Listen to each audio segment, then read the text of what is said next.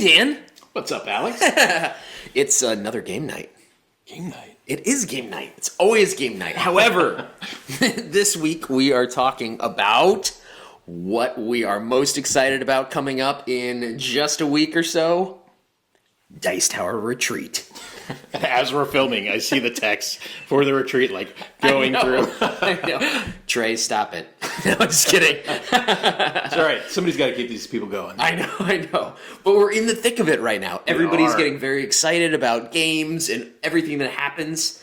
And, you know, I mean, DiceTower is one of those fabulous events. East, West, the cruise, all of it. Oh, yeah. They're wonderful. And we've said time and again, I think this is the third year now, we're talking about how much we love the retreat. Oh, yeah. Absolutely. It's one of my favorite events. It's so good. If you're not on the waiting list, get on the waiting list for 2026. Or 2030, probably. I mean, Yeah, the rate it's going. Get on it now. Yeah. But come hang out with us. Come have fun. All right. So we've talked before about how to plan your own con, how to enjoy, you know, when you go to different cons and things like that. This time, I really wanted to talk about how important it is to teach and to learn games, right? Definitely. And that's one a huge thing part of what we do. That's one thing I love about the retreat is they're so forward about teaching others. It's so collaborative, and it's not always playing cooperative games. It's just teaching and being a part and bringing people into your games. Definitely. Just being open community, which I absolutely love. That is, oh yeah. You can go by yourself and not feel stressed, worried. Like sometimes, I know when I first went with you, I was like, ooh, even though it's my man Dan, like I was like, I'm nervous about jumping into games. You walk in a room with 200 people and it's like, oh, okay, how's this going to work? They have a really cool system there. I don't know if other cons do it. I haven't been to a lot of other non-DiceTower cons. We live in Florida, so those are the easiest for us to get to. Sure. But they've got like these big wooden meeples on the table, and they have different flags that are up, right? So they have like a yellow flag if it's like, hey, I need a teacher to teach me this game. And then they've got a green flag for like, come over and let's play, right? Let me teach you. So, and it's really cool. You can walk by and maybe be interested in something and just be like, hey, have you played this? Like, I'm kind of interested. And they might be like, I'm learning it. Want to learn it with me? Sit down. Let's go. Yeah. So it's so cool. So one thing I've learned is if you don't know a game cold, probably don't say you know it cold. Right. Yeah, there's nothing wrong with saying you don't. 100%. Good to set expectations. I always say that. Expectation is everything. Yep. So I love to learn a couple games. I mean, we all know so many games. Yes. And I know that there are people that go every year to the retreat that are just like, I'm sitting down, locking down this table, and we're going to play Nemesis all the time. Oh, yeah, we've got a buddy. That's what he does. Or TI4 is this day, and learn the rules ahead of time and stuff like that. You know, some of those big crunchy games. And that's amazing. It is. And I think that we all have games we know and love and are ready to teach and play at any moment. But there are a lot of games that I want to play in this retreat that I don't know if people are going to know the rules to. Right. And especially some of the new hotness games that are coming out that might be there. So for me, what I love to do is ahead of time pick one or two at least that I know I'm going to get locked down. Because if they're there, I want to be able to have the rules, be able to teach it. And others might not have that ability, right? True. This is true. And there's some games that, just because of the complexity that's involved, sometimes it makes sense to reach out to somebody ahead of time that's going to be there and just say like, hey, I really want to learn this. I think I got part of it down. Can you maybe look at the rules too and learn it? We did it last year with Hegemony. That game was crazy complex. So complex. And we all kind of said, let's get an overview of the game. Let's assign like rules ahead of time, and then we'll sit down and do the best we can. Yeah. And I think it worked out. It did. It worked out well. Really, really well. But some of the time with teaching, I cannot wait to get some of those games in early because it's like a mental brain dump. Like if somebody came up to me and said, let's play Hegemony right now, I would go, I need a solid 30 minutes to refresh on rules. Because I'm probably like an hour and 30. There's just so much out there. Yeah. So I like to get one of those games in early so that I can kind of just let it escape my mind. Yeah, like Dumbledore. Off it goes. Done. Oh man, that's cool. Yeah, and I think it's good for everybody to teach a game if they can. Like if they're interested in it, like it's. I think we talked about it once. It's like getting to that next echelon, that next tier of gaming. It's a skill set. It is. And just like anything, it has to be practiced. You know, was that 10,000 hours to become an expert? So start learning and teaching. Yeah, we're not and the other thing about that group is everybody is so supportive there. So, you know, do your best and they'll understand if you're like, you can say, I've never taught a game before. I'm really excited to try to teach this. Bear with me. Yep. You know, again, set the expectation and everyone's going to be like, yeah, and encourage you. Yep, exactly. You know, versus if Dan is there and saying, I'm going to teach a game, I'm expecting like the world because he's such a good game teacher. I'm like finding him always. Like, what game can you teach me? No, you set the bar very high. No, now what rule did you leave out? Like, I get done teaching and they're like, what didn't you tell us? The Dan rule. What did I miss? The one Dan rule. Yeah. Oh, it's gonna happen. It's gonna happen. It's, you know, it's friendly Raz, and I mean nobody that I like gaming with is in it to win it. Generally, I mean, trying to win is important. Yep. Because you want to be there, but that's not the end all be all. Like, I like hanging out with new people. I like meeting new friends. I like hanging out with old friends. It's a good time. 100%. Yeah. So what games are you... I think this is what we have to do. I want to hold you accountable and you have to hold me accountable because last year I said that I was going to learn like 3 specific games and I think I learned 1 out of the 3. Oh, no. Because some of them were just... I bite off more than I can chew. Is that the expression? Okay, yeah.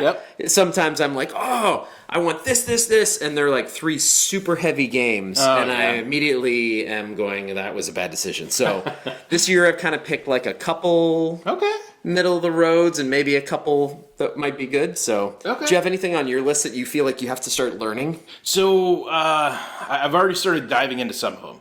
One of them that I really, really want to learn is called Spooktacular. Okay. I don't know if you've seen this yet. Looks really, really cool. Yeah. So you are apparently on Halloween night, there's like an all-night monster movie fest going on in this movie theater. And all of a sudden, because like the clock hits midnight on Halloween night, all of these monsters like start coming off the screen and they're alive.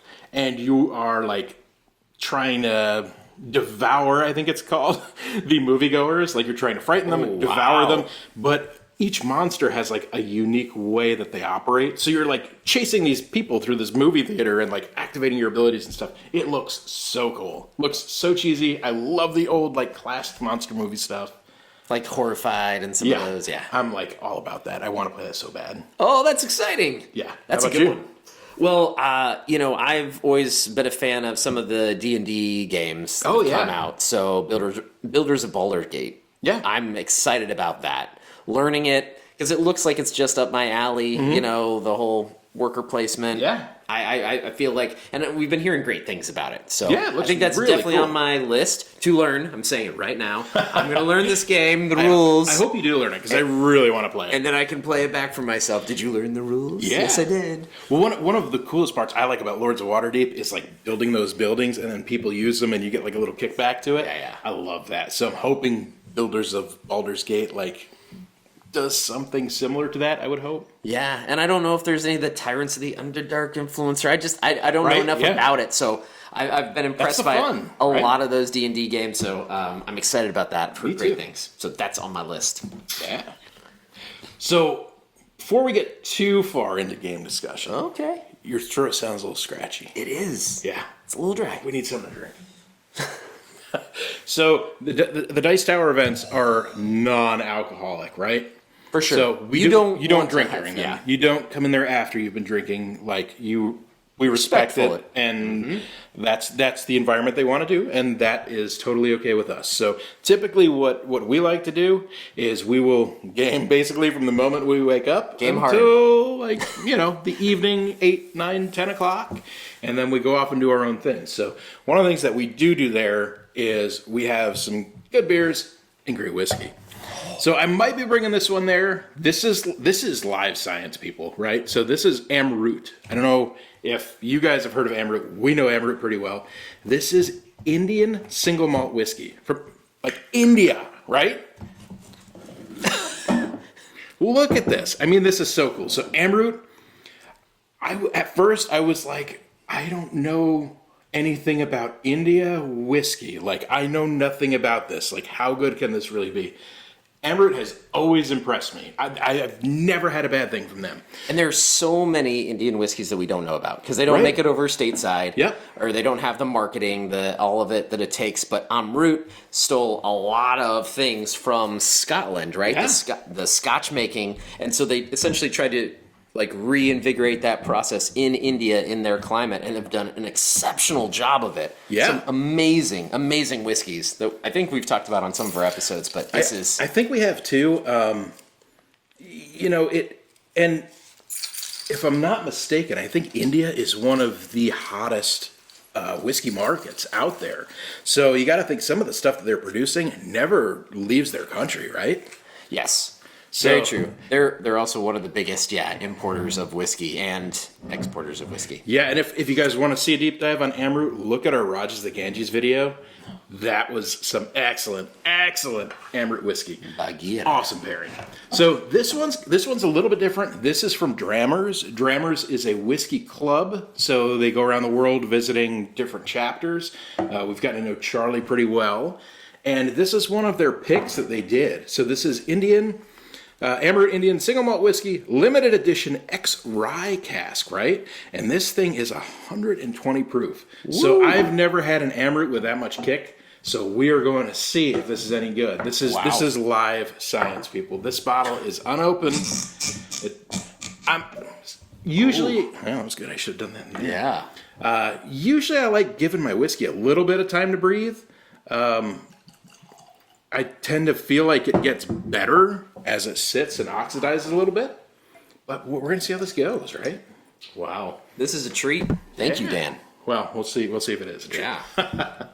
All right. Yeah. So one of the things, if you're not a whiskey drinker or have never had that, a lot of times people that are aficionados, they like to take their Glencairn glass, which is what this is called, and kind of warm it in your hands. A lot of times that can help to open up the spirit, so you kind of warm it for a little bit before you take a sip. Yeah. Yeah, I mean, I know a lot of people like to drink their whiskey over ice. To me, room temperature whiskey, it imparts some more flavors, I think, than the cold. And you can see that beading line. Ooh, it's just spelling that it's super high proof. You get a lot of caramel in that. Yeah, I don't think this is one of their peated offerings. It is not. No, I'm not getting the peat on it, but it's a little bit sweet. You can tell the alcohol's there. It's got a great flavor. Oh, it does. The flavor in that's just so condensed. I know, and it does evaporate a bit. That's what I love. I expected that.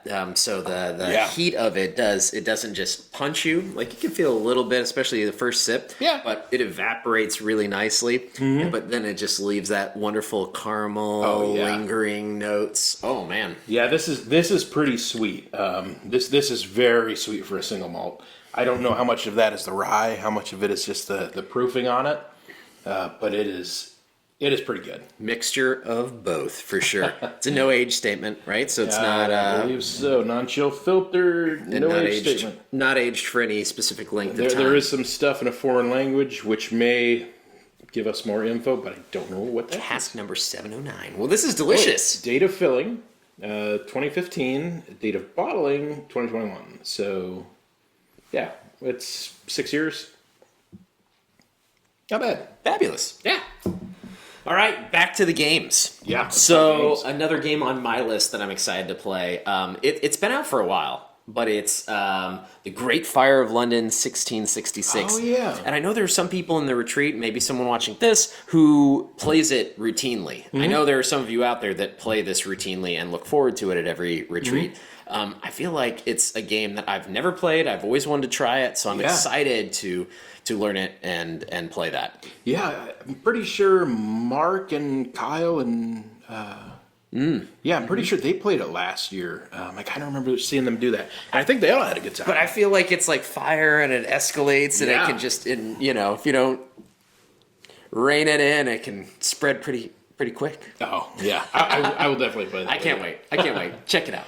So one of the games that I'm very interested in, very, very interested in, is Star Wars Battle for Hoth. I don't know if you've seen this. This is the Star Wars implementation of Memoir 44. We love Memoir. I've got to play the Star Wars version. Yeah. So I think it's going to be there. I pre-ordered it through our local store, the Dark Side, and they said it's going to be there before the retreat. So supposed to get there, I think, right before Labor Day. So fabulous. Yeah. But that is definitely one I need to play there. Excellent. Yeah. So those are a couple games. What else is on my list? Wondrous Creatures. Oh yeah, I've seen that one. Yeah, that's a new one out, and I'd like to play that. Yeah. Again, haven't deep dived into a lot of it. I know that it's definitely on my list. Definitely something I feel like I can play. It's like that 1 to 4 player, 3 on difficulty on BGG, so it'll be a little bit more crunchy to learn, but that'll probably be a good one. Yeah, one I'm looking forward to. I've sat down and learned it. I figured it out. Because of where we play, how do I say this? So sometimes I don't know what he's going to say. Sometimes when we're playing with drinks, right? The heavier, crunchier games, it's not really the environment to play a medium heavy or heavy Euro. Yes. So SETI, the Search for Extraterrestrial Intelligence, that's one I've wanted to play for a long time. I've got it. I've been sitting on it. I've been trying to schedule a game day. Haven't been able to do it where that one is the highlight of it. So I think the retreat's the perfect place to pull that one out and give it a shot. Love to give SETI. And again, it's on the BGG hotness list. And it's been on for a year almost. I know. So it looks like it's a good one to work in. It looks cool. Man, so many good games. So you've obviously made your top 25 list. I've made my top 25 list. So it's just a matter of making sure that we get some of those great games in. Now, there are always some games that I put on my top 25 list that it's kind of like would be nice, but almost as we head towards a retreat, I start crossing some things off. Or like, there's always so much time. Earmarking them, going like, well, the more that I'm getting excited about this, the less I'm getting excited about that. Yeah. So trying to figure out some of those games. Yeah, and we, one of the things that we do, it seems like almost every day, is we're like, what do you need to play before you go home? And we try to like knock that stuff out. So one of those ones is on the top of the list for me is Galactic Cruise. Yes. Another like heavy Euro kind of dealy. That one I need to play, and Fellowship of the Ring, Fate of Fellowship, I think it's called. It's the pandemic Lord of the Rings looking thing. Yeah. I need to play that. I gotta play that. So if I don't get to play those 2 games and I go home and don't play them, I would be super sad. Oh, man. Yeah.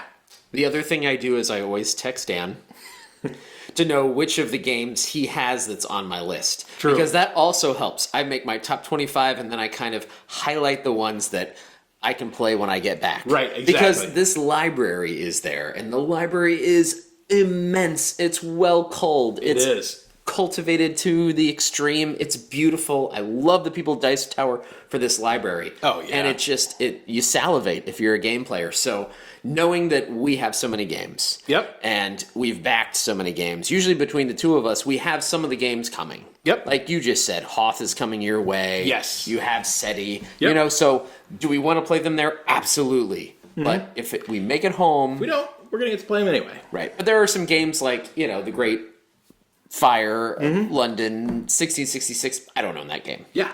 And it's an older game, and sometimes games like that are out of print, so it's nice to find the copy that's there, well loved, and that you get to play. So I think that's another important point, is trying to figure out, like, when you go to one of these conventions, like, why are you there? Like, are you there to play the new hotness? Are you there to learn and play games that you own that you've been trying to play? Are you there to like test drive some games before you buy them? Like maybe you have a list of games that, hey, I'm interested in buying these. Let's see if they're any good. Or is it a mix of all of them? For me, it's a mix. Making new gamer friends, to hit Board Game Arena with and stuff like that. So, definitely. Yeah. That's always a fun time. Yeah. One of the games, so one of the things they do at the library, like Alex said, they've got everything tricked out. So like Tom, if there's like little cardboard components or little like regular money or something, Tom upgrades that stuff. It's like plastic, chunky, wooden, whatever. So one of the games that we've played before that we both like is Castles of Burgundy, right? I just have the regular old cardboard version of it. Yep. They have the special edition that's like giant mounds of plastic and stuff. I don't want to own that, but I'd love to play it, right? Yes. Like it's there. If we can play it, like that would be cool. I can't wait. Yeah. Oh my gosh. One of the things that you always seem to find out too there. So Alex is the master of the little game or game that plays in like 30 minutes or less that is actually decent. You got any of those you're targeting this year? 100%. 100%. Thank you for asking. Yeah, well, because you need to have that palate cleansing game. I say that do. all the time. Yeah. You get done with something heavy and everyone is like, oh. Right. Like, bathroom break, and then they leave, Yep. you know? But if you're getting like the game flow going, you're like, I got another little something quick for us. Everyone's like, ooh, what do you got? It's like change of pace. Yep. Get the energy back up so that then everyone's maybe ready to tackle another heavy encore. Definitely. So for me, Kabanga. Oh, yeah. Our buddy like- Mr. Bonacour's talked about that one quite a bit. Yes, exactly. So I think of Topanga. The girl from Boy Meets World? But it's Kabanga. Oh, I don't know. I'm so excited. So, but it's a 20-minute game. And the other thing I'm always looking for in these small games, I specifically, like last year, All Play was coming out with like Prey and Fairy and Rainbow and like all those. Mm-hmm. And so they're little box games. Before I backed them, because I've done that before with All Play, where I backed the whole lineup and I found like, oh, I liked one of the three. Yeah. So I was like, okay. So I went there, I played them, and thankfully All Play was a sponsor there last year. Yeah. Thankfully. And I loved all of them. So I immediately ordered them. Immediately. good. Got them all. But it's good because there are nights like game night where we will have to break up in, you know, because there are enough people at our game night, usually weekly, that we have to break up into separate tables. Yeah. So then for us, what's great is I can bring everybody back together to play some of these small little games at the end of the night when people... Yeah. are a little zapped, Yep. you know? And so I think Topanga could be that one of those games because it's 3 to 6 players, plays in 20 minutes. That'd be perfect. It looks really exciting. So does I'm look excited cool. about that. That's a definite one. Yeah. There's one that I've been eyeing called Lure from All Play. Ooh. That one looks pretty neat. It's supposed to be a quick one where you're rolling dice, pushing your luck, trying to catch fish, and looks interesting. Heck yeah. Yeah. Good stuff. Well, I'm sure we'll find some more too. Oh, because that's one great thing that Tom and others on the DiceTower staff, since they've played so many games, Yep. that you can say, like, is there a quick one that I probably don't Right. know of? And they'll be like, learn that game, Yeah. you know, and help Definitely. you out. Because they're on site, on staff. You could ask them questions, which is fabulous. Oh, yeah. Help to educate ourselves. And it's great too because I mean it's easy if you go there to kind of get lost, to not. There's a lot of people there, but you kind of feel by yourself. But we're all gamers, right? So one of the great icebreaker questions is, "Hey, what kind of games do you like? What's your favorite game?" And there's been so many times when we've started that conversation, and they say, "Well, you know, what's your favorite game?" They're like, "I've never played that." And I'm like, "Oh, you need to. Like, let's Now. go. Yeah. We're playing now." And all of a sudden, you've got a table full of people, and, Yeah. and you're teaching this game. Do you have an hour? Yeah. Or they may say something you've never heard of or never been interested in. Like, yeah, I've seen that. I don't want anything to do with that. And they're like, it's good. And sometimes maybe it's not that good, but their energy and their enthusiasm for the game is contagious. And you're like, oh my goodness, that was so fun. I wasn't even anticipating that. Like, that game was great. Yeah, that is true. People are great at teaching the games that they love there. Oh, yeah. And so if I brought it back and tried to teach it to friends around here, Might not go so well. probably not be that great. But Yeah. doing it at Dice Tower is fabulous. Like yeah. Blood on the Clock Tower, that one. Oh, like some yeah. of those social deduction games, I know people run and they do such a fabulous job with it. And if I did that here, it would just fall on deaf ears. Everyone would be bored out of their minds, and it takes Yeah. a special person to be able to run them. So Oh, yeah. That's great. And luckily, those people do go to Dice Tower and do a good job with it. Heck so, yeah. Yeah. All right, one last quick little pour before we end this. Yeah, let's do it. I have something special that I am totally bringing to Dice Tower for after hours events. It is something that's super special. It is out of publication. You cannot find it anywhere. Really? It's very hard to spy. There are only limited bottles left in the world, and we're I'm going to bring drinking it 100%. Okay, let's do this. 100%. I don't know what it is. One of my top 10 whiskeys I of see all the Jura. time is the Jura Prophecy. Oh. It is so good, so lovely. So we just got to have a little bit of a Wow. pour right now, Dan. That was a cool pop. That was. All right. Anyway, I this haven't is had this in half a minute. Man. oh, so good. Whew. So this is peaty, smoky. So if you're a bourbon fan, this is going to be slightly different for you. But come find me if you're into whiskey. Want to have a sip after hours because this is going to be a good time. Oh, man. But yeah, like I said, Jura made some of these special editions. They are out of publication. This Superstition. Sad news. And yeah, but I had to snag a bottle and wait, which one is this? Want to share if I can. Prophecy. You said Superstition. Yeah, they made Superstition, the Prophecy. They have that same series that are all out of publication. I was about to get excited because I've never had the Jura Superstition. Yeah, if anybody has that, wants to bring it, I'll be your best friend. All right, I'll teach you a game.